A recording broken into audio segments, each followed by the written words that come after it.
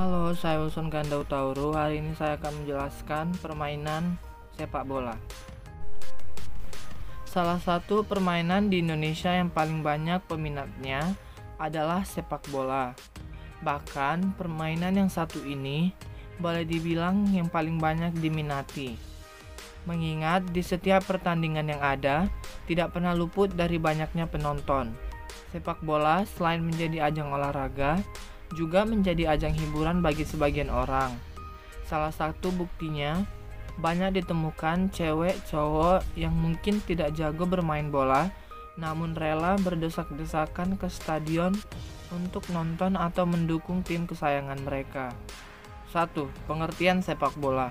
Sepak bola adalah permainan yang dilakukan oleh dua tim berbeda dengan komposisi pemain yang berada di lapangan sebanyak 11 orang, di mana masing-masing tim berupaya untuk menang dan mencetak gol ke gawang lawan.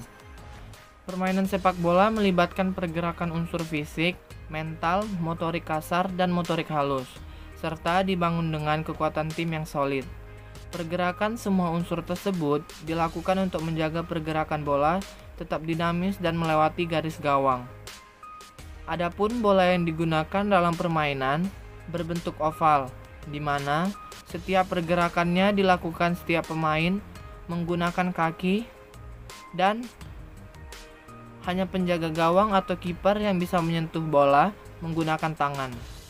Momen dan peristiwa dari pertandingan sepak bola memang memberikan kesan yang tidak terlupakan dan selalu menarik perhatian untuk dilihat gerakan demi gerakannya. Tidak salah, sepak bola menjadi salah satu olahraga favorit di dunia.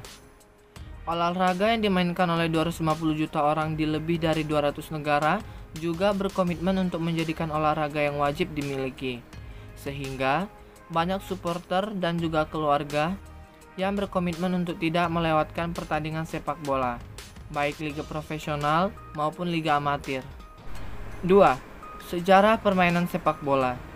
Berdasarkan sumber yang dikutip pada situs Football History, kehadiran permainan sepak bola terjadi di China sekitar abad ketiga dan 2 sebelum Masehi dengan nama permainan cuju, di mana cuju dimainkan dengan bentuk bola bundar di atas bidang tanah persegi. Banyak negara-negara yang mengklaim bahwa kehadiran sepak bola diawali dari mereka sendiri, seperti Yunani kuno dan Roma.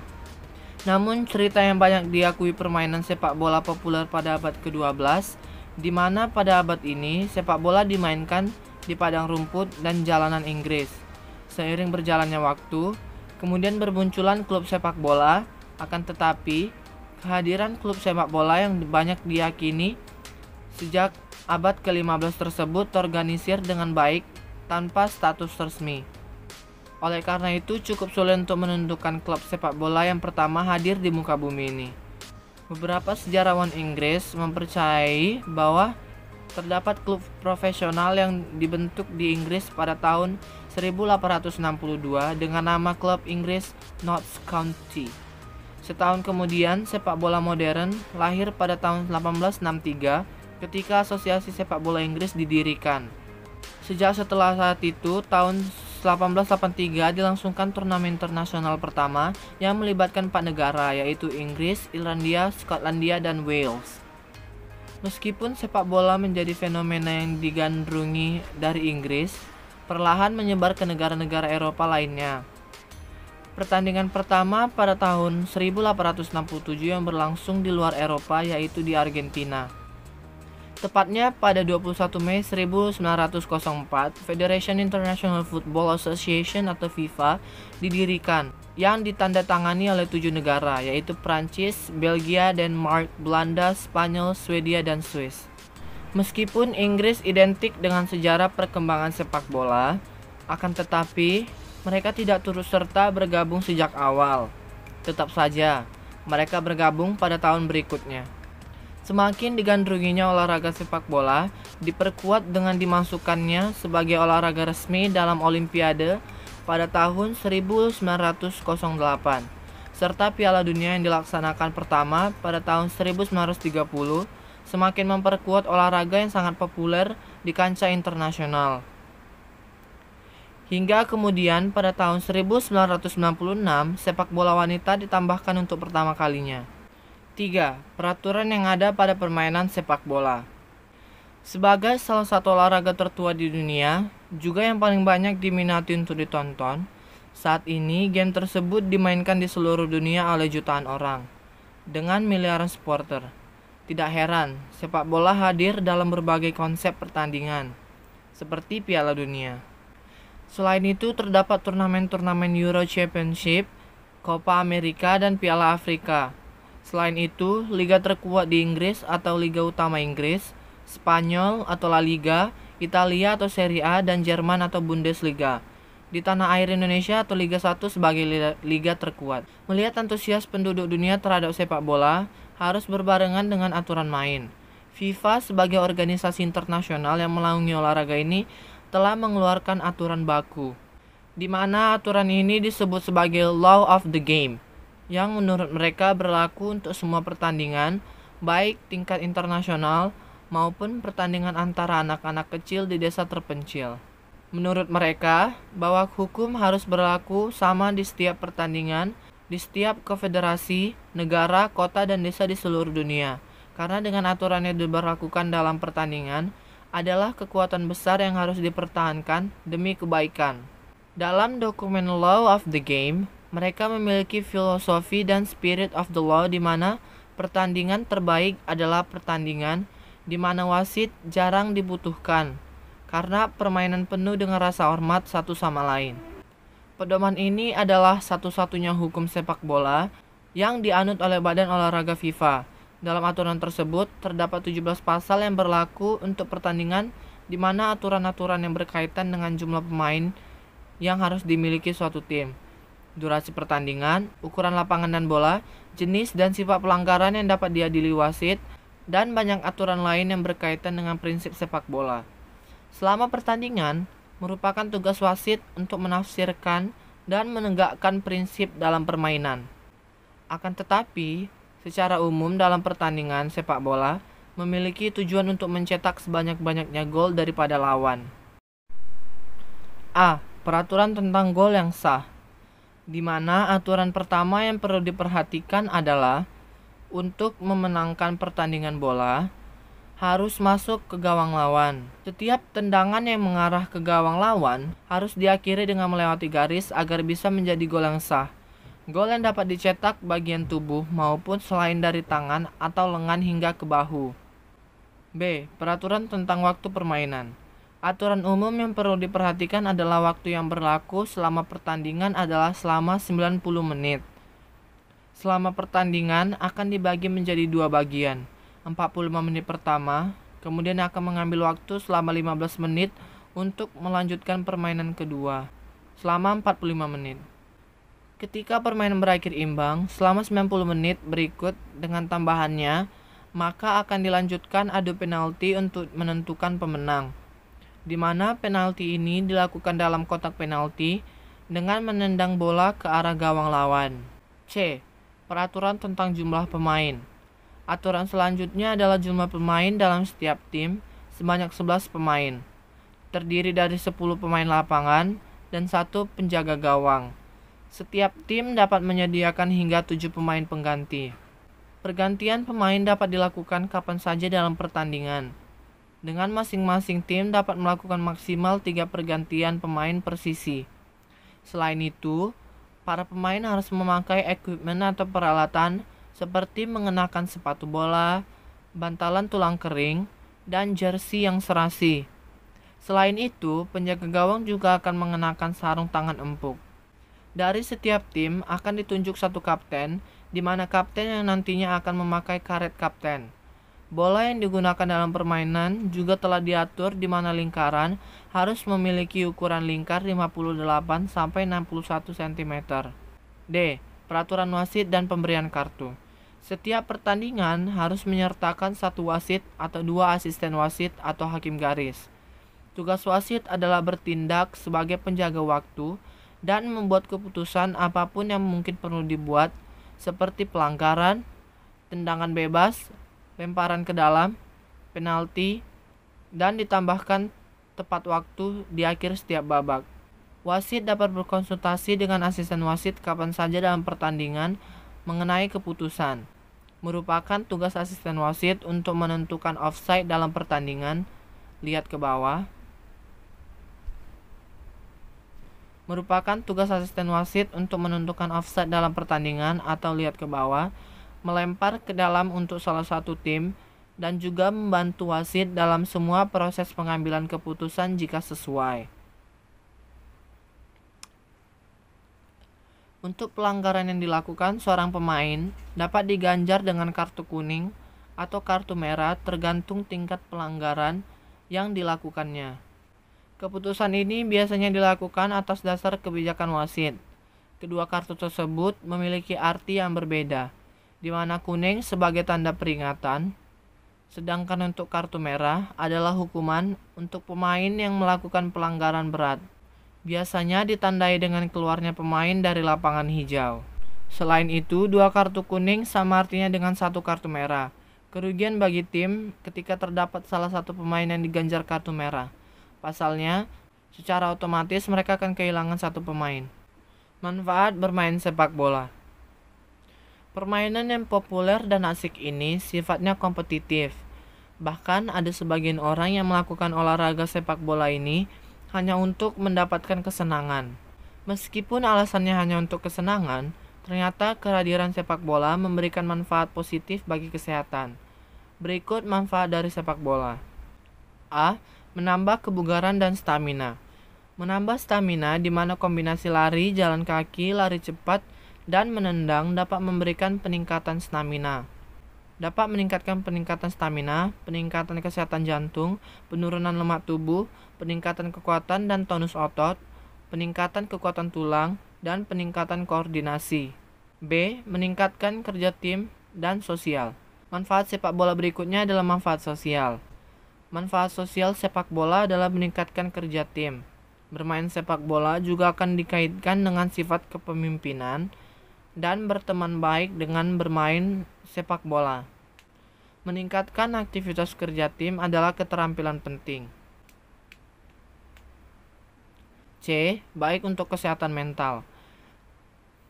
Dilansir dari portal Football Talk bahwa dengan berolahraga, termasuk melakukan sepak bola, dapat memberikan manfaat terhadap kesehatan mental, di mana olahraga teratur juga dianggap dapat membantu memperbaiki masalah-masalah kesehatan mental seperti depresi dan stres. Dapat meningkatkan kepercayaan diri dan harga diri, serta dapat membantu mengurangi kecemasan. Sudah lama terbukti bahwa para atlet memiliki harga diri dan kepercayaan diri yang tinggi dibandingkan dengan rekan-rekannya. Ini sangat penting, terutama bagi remaja yang sering mengalami perubahan suasana hati yang drastis dan mungkin mengalami stres. Dengan membangun kepercayaan diri melalui olahraga sepak bola, membantu meredakan stres dan kecemasan. D. Baik untuk kognisi. Tidak banyak yang mengetahui hal ini, tetapi bermain sepak bola memiliki pengaruh yang signifikan terhadap fungsi kognitif otak seseorang. Karena ini adalah permainan strategis yang membutuhkan pengambilan keputusan cepat. Sepak bola meningkatkan ketekunan, disiplin diri, dan konsentrasi. Siswa yang mengikuti olahraga umumnya menunjukkan prestasi yang lebih baik di sekolah. E. Membantu problem solving anak. Bermain sepak bola untuk anak-anak usia sekolah dapat membantu membangun keterampilan pemecah masalah yang kuat. Pemain harus bisa menyelesaikan masalah dengan rekan satu tim dan lawan mereka untuk menjadi yang teratas. Sementara Anda menguji keterampilan pemecahan masalah Anda yang sedikit, Anda belajar bagaimana menemukan resolusi untuk masalah-masalah kecil. Dalam jangka panjang, Anda akan mendapatkan banyak manfaat dengan bermain sepak bola di masa remaja Anda. 5. Ukuran lapangan. Lapangan harus terbuat dari rumput buatan atau alami, di mana semua wilayah di dalam garis putih pada lapangan adalah area pertandingan. Sebetulnya aturan lapangan sepak bola ada dalam Law of the Game atau LOTG, lebih tepatnya di pasal 1.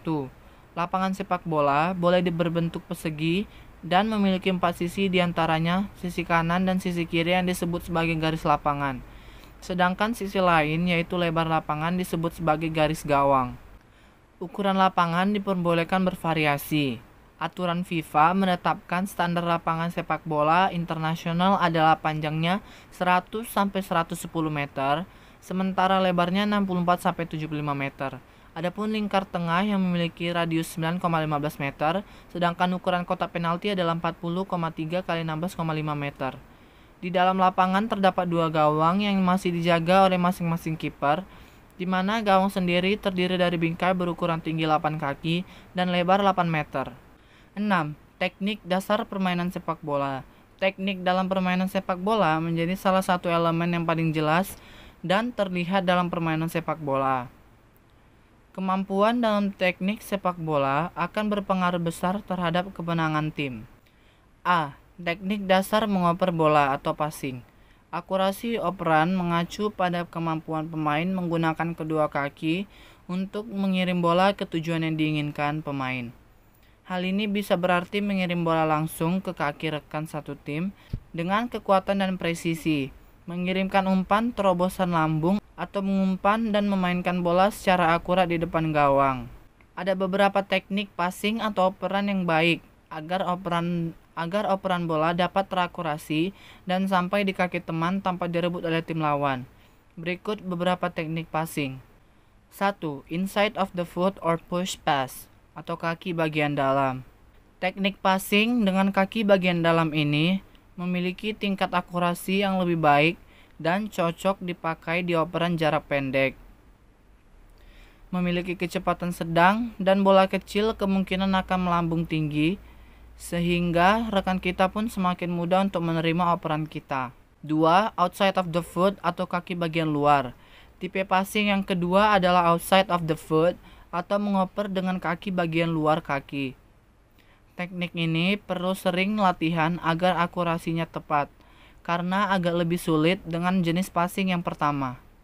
Kelebihan dari passing jenis ini adalah dipakai buat passing tipuan agar bola tidak direbut oleh tim lawan. 3. In-step drive. Teknik passing in-step drive dipakai untuk passing jarak jauh. Posisi tendangan berada di bagian tengah agak ke bawah sehingga bola bisa mencapai target yang jauh. Pemain harus memperhatikan titik ini dan harus menggunakan feeling agar bola sampai di rekan kita. Anda dapat mengayunkan tangan untuk menjaga keseimbangan. 4. Chip pass. Teknik passing dalam sepak bola selanjutnya adalah chip pass. Teknik ini dipakai untuk mencapai titik umpan yang terhadang oleh lawan dengan melambungkan bola. Teknik ini bisa dipakai untuk jarak pendek maupun jangka pendek. Hanya saja jarak antara kita dengan lawan harus agak jauh agar bola tidak berhenti dan terkena tubuh lawan. B. Teknik dasar menghentikan bola atau menerima bola. Teknik dasar bermain sepak bola selanjutnya adalah menghentikan atau menerima bola. Teknik ini penting untuk dikuasai agar bola tidak mantul lagi dan direbut oleh lawan. Untuk itu, perlu keahlian dalam menerima bola. Berikut adalah teknik-tekniknya. 1. Menggunakan kaki bagian bawah atau telapak kaki. Teknik yang pertama adalah menggunakan telapak kaki dan ketika bola akan sampai, gerakannya seperti menginjak bola dengan kaki yang sedikit terangkat dan lutut tertekuk.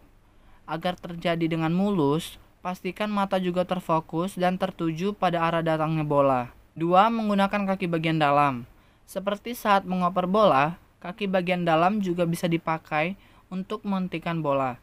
Saat bola mau sampai, kaki juga bergerak mengikuti arah gerak bola agar bola tidak terpantul dan bisa mendarat dengan sempurna. 3. Menahan bola dengan kaki bagian luar. Kaki bagian luar juga bisa dipakai untuk menahan bola. Namun, teknik ini lebih sulit dilakukan ketimbang teknik yang pertama dan kedua.